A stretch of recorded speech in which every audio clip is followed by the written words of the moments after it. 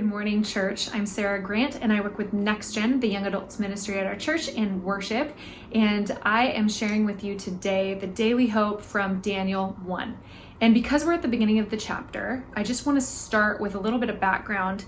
Nebuchadnezzar, the king of Babylon, had just come in and attacked Jerusalem, and the temple had taken some things back with him to Babylon, including people from Jerusalem, from Judah. So in that group of people, as captives, he has some people in the royal family and from the tribe of Judah, and that includes Daniel and his three friends, which had original names, Hananiah, Mishael, and Azariah, but we know them as Meshach, Shadrach, and Abednego.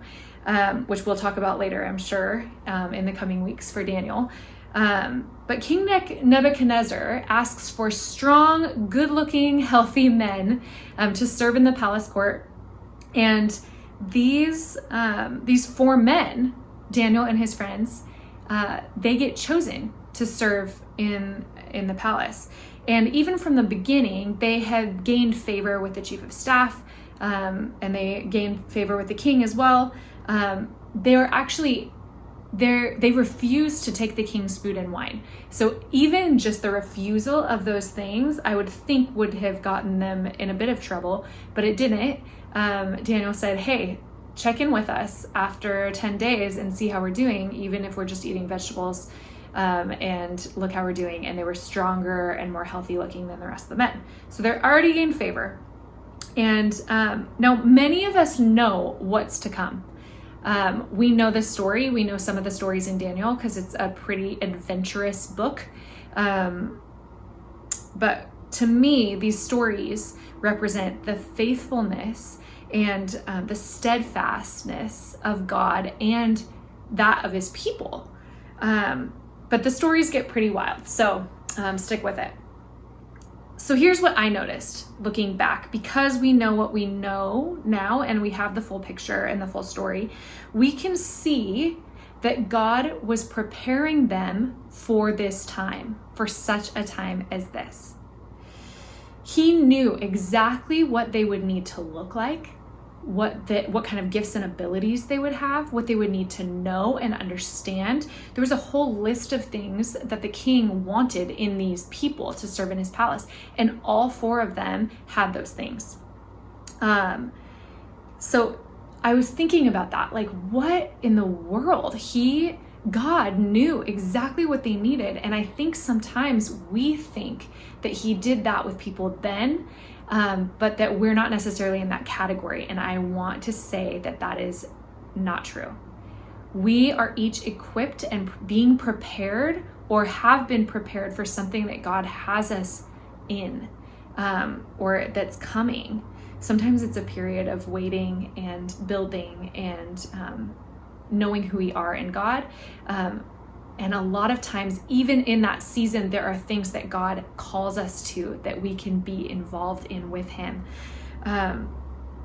for such a time as this. I think about that a lot, church, because we want every single person to feel like they have purpose in the church. We want every person in the community to feel like they have a part in this. So what I want to ask is, what has God prepared in you specifically for this time? What are some of the strengths or gifts or talents or abilities, something that he has given you, or maybe it's a place that you've been put for right now, that maybe other people don't have access to, or people that other people don't have access to, a certain group of people. It could be your boss. It could be your employees. So who are the people in your life where you've been placed in that specific space, just like Daniel was placed and his friends were placed with the king for such a time as this? God knew exactly what they needed, and he knows exactly what you need and what you needed to be in this place. So what has he been preparing you for? So I want us to take some time today to reflect and really search our hearts and ask God, What are the things that you've been preparing in me, or that you are preparing in me now? Would you reveal those things to us, Lord? I ask that as a prayer for our community and for our church. This is not just for pastors to do. This is for every single person who calls themselves a follower of Jesus, to know that they are purposed in the place that they've been put. So as we pray together, imagine the things that God is going to put on our hearts and the places that he's going to have us walk into. So I'm really excited to see where this is going to go, church, and we'll see you tomorrow for another Daily Hope.